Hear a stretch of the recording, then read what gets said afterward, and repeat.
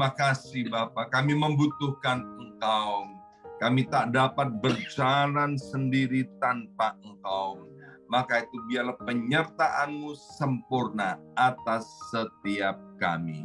Mari kita berdoa bersama-sama. Ulangi seperti apa yang saya ucapkan. Bapa kami yang ada di dalam surga, dikuduskanlah nama-Mu. Datanglah kerajaan-Mu. Jadilah kehendak-Mu di bumi ini seperti di dalam surga. Bapa yang baik, berikanlah kami pada hari ini rezeki yang menjadi bagian kami secukupnya. Cukup untuk memberikan pinjaman kepada banyak bangsa, sedangkan kami sendiri tidak punya pinjaman. Cukup untuk menjadi saksi Tuhan, mulai dari Yerusalem, Yudea, Samaria, sampai ke ujung-ujung bumi. Cukup untuk menjadikan semua bangsa murid Kristus dan membaptis mereka dalam nama Yesus. Terima kasih Bapa untuk rezeki yang secukupnya. Dan ampunilah dosa-dosa kami. Ampunilah kesalahan kami. Seperti kami pun mengampuni orang-orang yang bersalah kepada kami.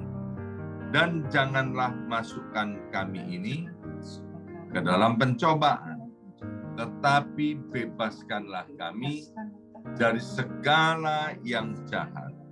Sebab Engkaulah yang empunya kerajaan, kuasa, dan kemuliaan sampai selama-lamanya.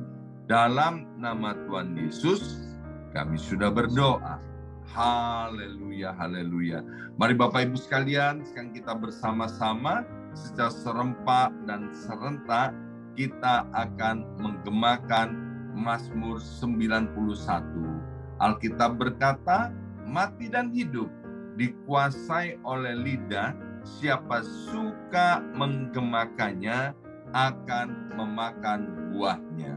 Dengan suara yang keras dan lantang, dari tempat kita masing-masing, mari kita bersama-sama berkata, 2, 3. Mazmur 91. Orang yang duduk dalam lindungan yang maha tinggi dan bermalam dalam naungan yang maha kuasa akan berkata kepada Tuhan, tempat perlindunganku dan kubu pertahananku, Allahku yang kupercayai. Sungguh Tuhanlah yang akan melepaskan aku dari jerat penangkap burung dan dari penyakit sampar yang busuk. Dengan kepaknya Tuhan akan menudungi aku. Di bawah sayapnya aku akan berlindung. Kesetiaan Tuhan ialah perisai dan pagar tembok. Amin, amin, amin. Terjadi di dalam nama Tuhan Yesus. Aku tak usah takut terhadap kedahsyatan malam, terhadap panah yang terbang di waktu siang, terhadap penyakit sampar yang berjalan di dalam gelap, terhadap penyakit menular yang mengamuk di waktu petang. Walau 1.000 orang rebah di sisiku dan 10.000 di sebelah kananku, tetapi itu tidak akan menimpa aku. Aku hanya menontonnya dengan mataku sendiri dan melihat pembalasan terhadap orang-orang fasik. Sebab Tuhan ialah tempat perlindunganku yang maha tinggi, telah kubuat tempat perteduhanku. Amin, amin, amin. Terjadi di dalam nama Tuhan Yesus. malapetaka tidak akan menimpa aku, dan tulah tidak akan mendekat kepada kemahku. Sebab malaikat-malaikat Tuhan akan diperintahkan oleh Tuhan kepadaku untuk menjaga aku di segala jalanku. Para malaikat Tuhan akan menatang aku di atas tangannya, supaya kakiku jangan terantuk kepada batu. Singa dan ular tedung akan aku langkai. Aku akan menginjak anak singa dan ular naga. Amin, amin, amin. Terjadi di dalam nama Tuhan Yesus. Sungguh, hatiku melekat kepada Tuhan, maka Tuhan akan meluputkan aku. Tuhan akan membentengi aku, sebab aku mengenal nama Tuhan. Bila aku berseru kepada Tuhan, Tuhan akan menjawab. Tuhan akan menyertai aku dalam kesesakan. Tuhan akan meluputkan aku dan memuliakan aku. Dengan panjang umur akan Tuhan kenyangkan aku, dan akan Tuhan perlihatkan kepadaku keselamatan daripadanya. Amin, amin, amin. Terjadi di dalam nama Tuhan Yesus. Terima kasih Bapak. Sebentar kami akan mendengarkan sebagian daripada kebenaran firman Tuhan. Kami mengundang Allah Roh Kudus untuk mengurapi setiap kami. Anugerahi kami semua ya Aba ya Bapa, dengan hikmat dan pewahyuan daripada sorga, sehingga firman-Mu menjadi pelita buat kaki kami dan terang buat jalan hidup kami. Dalam nama Tuhan Yesus, yang siap mendengarkan firman Tuhan, angkat jempolnya ke depan dan katakan amin 3 kali. Amin, amin, amin. Salam revival, salam kebangkitan. Semangat pagi. Ya, semuanya semangat pagi. Apa kabarnya Bapak Ibu semuanya? Wah, luar biasa ini. Ada beberapa teman kita dari Jombang, ada Ibu Anjar, ada Ibu Lasia, ya, juga ada Ibu Widya dari New York, Ibu Yusyutung. Luar biasa ini anak-anak Tuhan ya. Nah, buat teman-teman yang di Jombang, mungkin Ibu Inggawati kayaknya ketiduran nih. Atau mungkin wifi-nya terganggu karena kemarin beliau sudah pindah kota dari New York ke Philadelphia. Ya, mungkin ada gangguan, nggak apa-apa.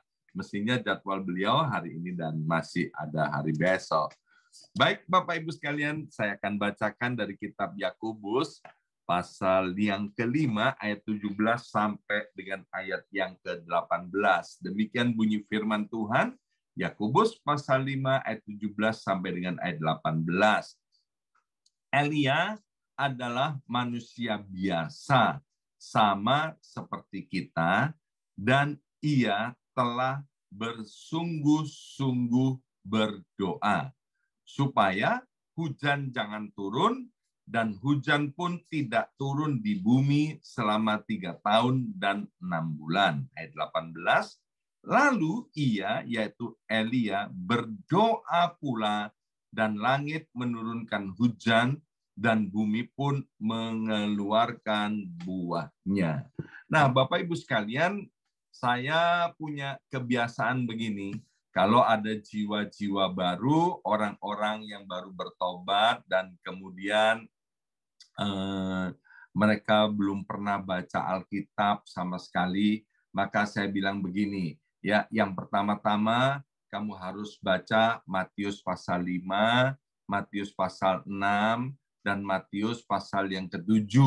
Karena Matius pasal 5, Matius pasal 6, Matius pasal 7 itu adalah inti daripada segala pengajaran dari Alkitab, mulai daripada kitab Kejadian sampai dengan kitab Wahyu. Tapi kita tahu Bapak Ibu sekalian, inti daripada segala intisari Alkitab dikatakan begini, kasihilah Tuhan Allahmu dengan segenap hatimu, dengan segenap jiwamu, dengan segenap kekuatanmu, dan dengan segenap akal budimu. Dan yang kedua yaitu kasihilah sesamamu manusia seperti engkau mengasihi dirimu sendiri. Nah, Yakobus pasal 5 ayat 17 sampai dengan ayat yang ke-18 itu adalah inti daripada apa yang ditulis di kitab 1 Raja-Raja pasal 16 mulai ayat yang ke-28, 1 Raja-Raja pasal 17 dan 1 Raja-Raja pasal yang ke-18. Ini bercerita tentang seorang raja Israel yang bernama Ahab. Alkitab bilang begini, bahwa Ahab bin Omri melakukan apa yang jahat di mata Tuhan lebih daripada semua orang yang mendahuluinya. Ketika kerajaan Israel terpecah menjadi dua, menjadi kerajaan Israel utara dan selatan. Yang di utara itu disebut Israel, sedangkan yang di selatan disebut Yehuda, ya.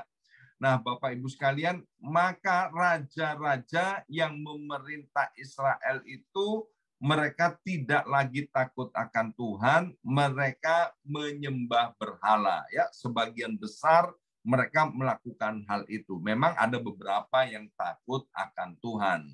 Nah, apa yang disebut oleh kitab Yakobus ini bicara tentang Raja Ahab. Kalau ada raja-raja yang jahat, maka Ahab ini adalah mbahnya raja jahat, ya. Jadi raja-raja itu jahat nih, Ahab paling jahat, ya. Tapi yang luar biasa begini, Bapak Ibu sekalian, ya, kita tahu bahwa upah dosa itu adalah maut, kematian kekal untuk selama-lamanya. Tapi Tuhan kita adalah Tuhan Allah yang maha baik. Ingat, Tuhan datang ke dunia ini bukan untuk menghukum, bukan untuk membinasakan. Yohanes 3 ayat 16 dengan jelas berkata bahwa Tuhan datang ke dunia ini untuk menyelamatkan umatnya. Tuhan rela mati di atas kayu salib untuk menanggung hukuman, untuk menanggung dosa-dosa yang seharusnya ditanggung oleh umatnya. Tuhan rela mati di atas kayu salib agar supaya kita ini yang binasa, yang seharusnya kita disalib, kita dibebaskan dari hukuman itu kalau kita percaya kepada Tuhan Yesus. Jadi kita harus ingat bahwa yang dikehendaki oleh Tuhan atas setiap umatnya adalah pertobatannya, bukan kebinasaannya.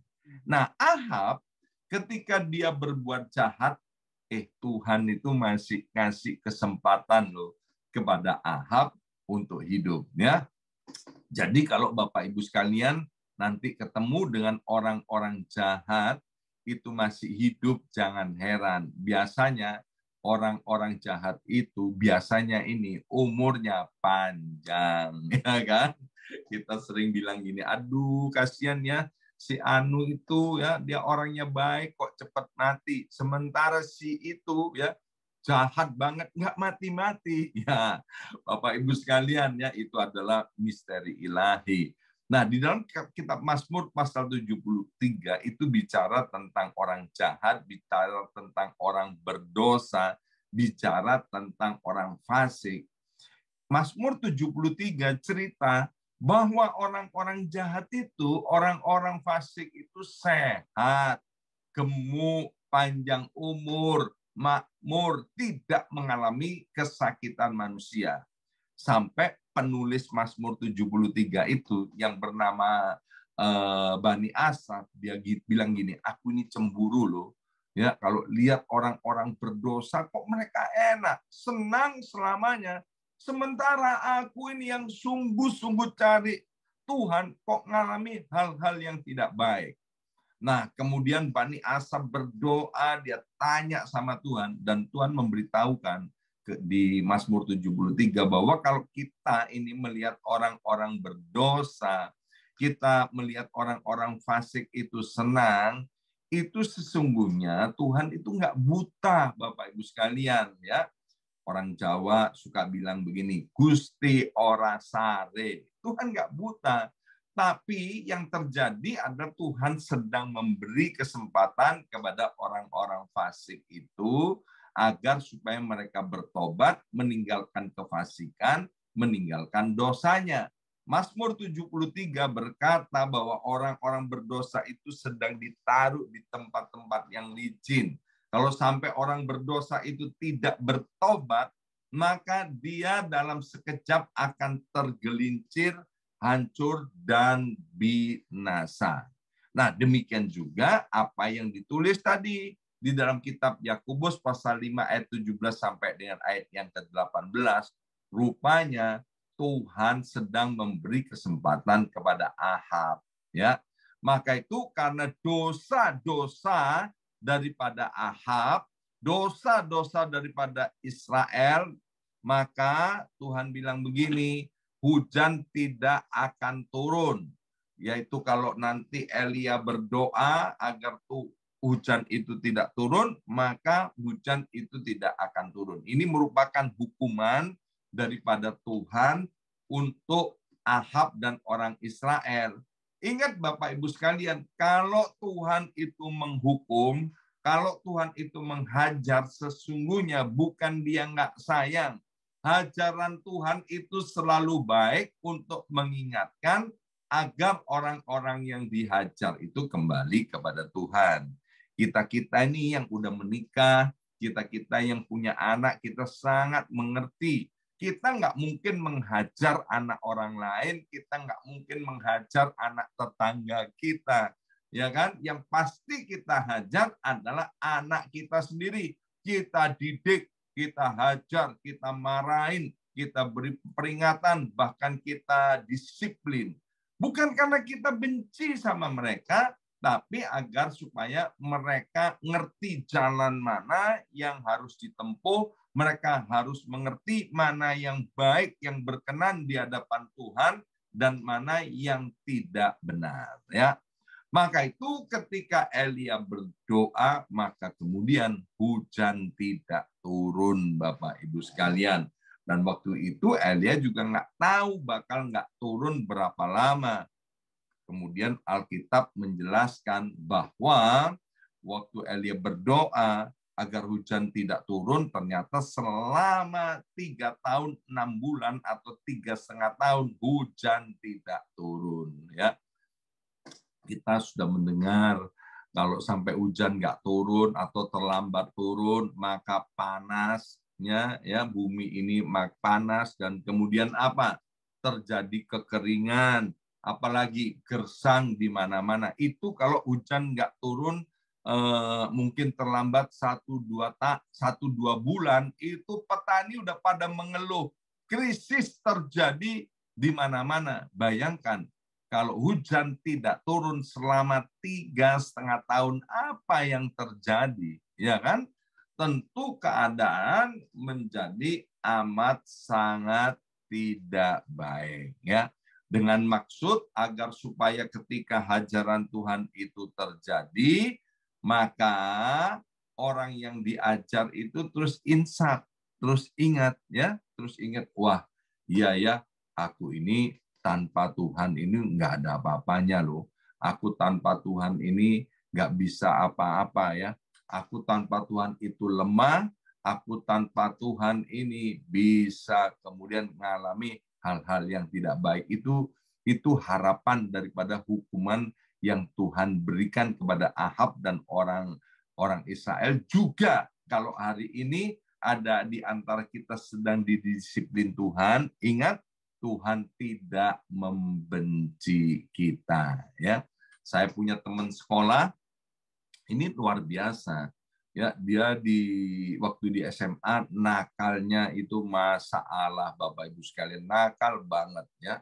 Dan kemudian setelah dia menikah, ya, dia nakal, tapi dia itu orangnya pinter, smart, orangnya rajin, ya. Dia nggak dalam Tuhan. Dan dia menjadi orang sukses, menjadi orang yang berhasil, menjadi orang yang kaya raya. Maka itu Bapak Ibu sekalian, please jangan heran kalau banyak orang di luar Tuhan itu kaya raya. Orang bisa kaya, seperti ditulis Amsal pasal 10 ayat yang keempat. Kalau dia rajin, dia kerja keras, dia kerja dengan sungguh-sungguh, itu bisa kaya loh. Amsal 10 ayat yang keempat mengatakan begitu, tanpa Tuhan. Nah, teman saya, waktu dia kaya, waktu dia diberkati, yang luar biasa begini, dia ingat, dia sadar gini, ya, aku ini orang desa loh, kok sekarang aku bisa kaya, aku diberkati. Wah, aku tahu kemampuanku ini tidak seberapa. Terus dia ingat waktu di SMA itu ada persekutuan doa, diceritakan tentang Tuhan. Dia ingat bahwa semua itu kalau bukan Tuhan yang memberkati dia, maka dia nggak akan bisa seperti itu. Ini luar biasa. Dan kemudian teman saya menjadi orang percaya, dia menerima Yesus bukan saat dia dihukum, bukan saat dia mengalami kebangkrutan. Nah, Ahab lain, Bapak Ibu sekalian, ya. Ahab itu jaya, dan kemudian Tuhan mengingatkan, menghukum Ahab agar supaya Ahab dan orang-orang Israel itu di dalam kejayaannya mereka bertobat, ya. Dengan cara gimana? Dengan cara maka bumi itu tidak menurunkan hujan, ya. Dan yang luar biasa, setelah bumi itu menjadi kering, maka kemudian Ahab itu mulai sadar akan dosa-dosa dan kesalahannya.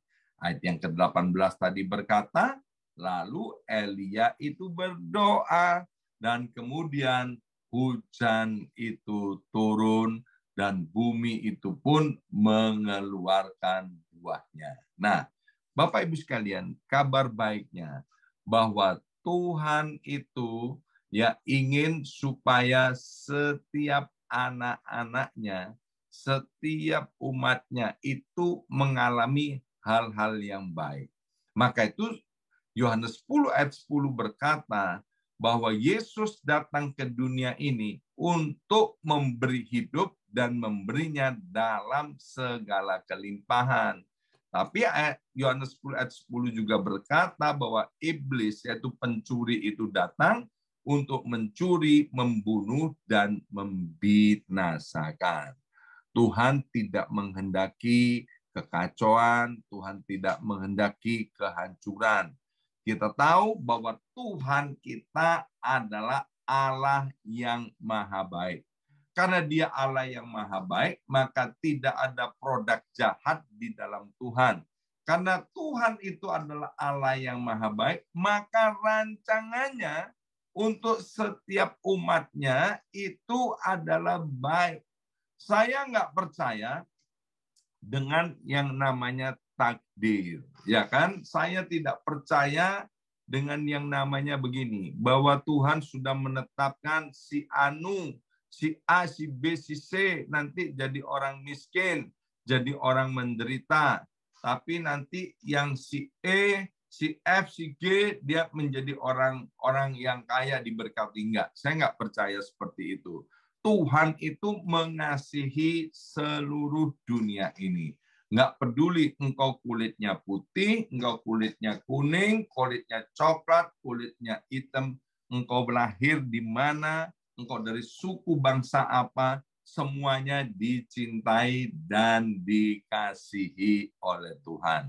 Maka itu Bapak Ibu sekalian, mumpung ini kita masih hidup di dalam anugerah Tuhan, kalau ada di antara kita hari ini jalannya sedang di luar jalur Tuhan, ayo kembalilah kepada Tuhan. Ingat nggak Lukas pasal 15? Bagaimana ketika anak bungsu itu dia jauh dari rumah bapaknya, akhirnya dia terdampar di kandang babi. Mau makan makanan babi aja dia nggak bisa. Tapi waktu anak bungsu ini kembali kepada bapaknya, maka bapaknya bukan menghukum dia. Tapi waktu si bungsu ini kembali kepada bapaknya, maka bapaknya dari jauh, kata Alkitab, sudah melihat si bungsu itu terus berlari-lari untuk mendapatkan anaknya. Dan kita baca di dalam Lukas 15, kemudian anak itu dikasih kasut yang baru, jubah yang baru, dikasih cincin, dan diadakan pesta. Yang dikehendaki oleh Tuhan sekali lagi adalah pertobatan, bukan kebinasaan. Bapak Ibu sekalian, waktu saya trip di Indonesia beberapa waktu yang lalu, saya akan melakukan perjalanan penerbangan dari Surabaya ke kota Bandung. Dari Surabaya ke Bandung, ternyata hari di mana saya mau berangkat itu cuman ada satu penerbangan ya dari Surabaya ke Bandung. Nah, kemudian saya tiba di airport itu beberapa jam sebelum jam penerbangan. Saya udah check-in, saya masukin bagasi dan lain sebagainya. Ternyata pesawatnya delay, Bapak Ibu sekalian ya. Ditunda keberangkatannya. Saya sampai di gate dan ditulis bahwa pesawatnya delay. Karena delay, maka saya nunggu di lounge sambil kemudian saya membaca firman Tuhan, minum teh, dan kemudian makan beberapa snack. Dan ketika jam keberangkatan itu mau berangkat, saya lihat lagi, ternyata pesawatnya juga masih delay. Ya, saya keluar dari lounge, saya pergi ke gate, masih delay. Saya masuk lagi ke lounge ya. Dan kemudian saya tunggu-tunggu ya kan, kok nggak ada ya panggilan ini pesawat yang ke Bandung untuk berangkat. Waktu saya lihat di layar itu kaget luar biasa ya kan. Itu kemudian di layar itu ketap-ketip begitu ya. Yang jurusan ke Bandung final call ya kan. Final call. Hah? Final call, kaget setengah mati. Saya lari ke gate Bapak Ibu sekalian. Sampai di gate ditulis begini, pesawat sudah berangkat, ya kan? Ada 3 petugas di situ. Waduh, itu dunia kayak mau kiamat, Bapak Ibu sekalian, ya kan? Penerbangan cuma sehari sekali. Saya udah beberapa jam di airport, tapi pesawatnya berangkat katanya. Dan 3 petugas di counter itu semuanya pada angkat telepon, ya kan? Dan ternyata itu pintu pesawat belum ditutup. Ya, meskipun ditulis sudah berangkat, ternyata belum ditutup. Wah, dia bilang gini, Pak, itu pintu pesawat belum ditutup. Cepat Pak, lari Pak, Bapak ditunggu katanya. Ya, dan kemudian sampailah saya di situ. Saya adalah penumpang yang terakhir. Begitu saya naik, dia bilang ini penumpang yang ke Bandung yang dicari-cari. Sudah ketemu katanya. Dan pramugari bilang begini, Pak, lain kali kalau pesawatnya belum berangkat atau pesawatnya delay, jangan jauh-jauh dari gate karena sewaktu-waktu pesawat bisa berangkat. Ya, artinya apa, Bapak Ibu sekalian? Hari ini jangan ada di antara kita yang jauh-jauh dari kasih karunia Tuhan. Amin.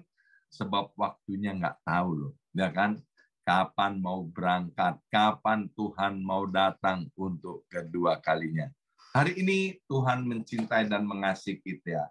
Dia mau berbicara kepada kita bahwa Tuhan mau setiap kita dipulihkan. Tuhan mau agar supaya setiap kita kembali kepada kasih mula-mula. Tuhan mau agar setiap kita dekat-dekat dengan Tuhan. Sebab Tuhan mau memberkati kita dan mau memulihkan hidup setiap kita. Amin. Mari kita berdoa. Materaikan siap benih kebenaran firman Tuhan ini, ya Aba, ya Bapa. Biarlah Engkau menolong kami semua. Karena kami tahu kami ini dicintai oleh Engkau. Kami ini dikasih oleh Engkau. Untuk itulah 2000 tahun yang lalu Engkau datang ke dunia ini agar supaya kami yang percaya kepada Engkau tidak binasa. Agar kami yang percaya kepada Engkau hidupnya dipulihkan. keluarga kami dipulihkan, kesehatan kami dipulihkan, keuangan kami dipulihkan, lebih-lebih manusia rohani kami dipulihkan. Terima kasih Bapa, dalam nama Yesus kami sudah berdoa. Haleluya. Amin, amin, amin.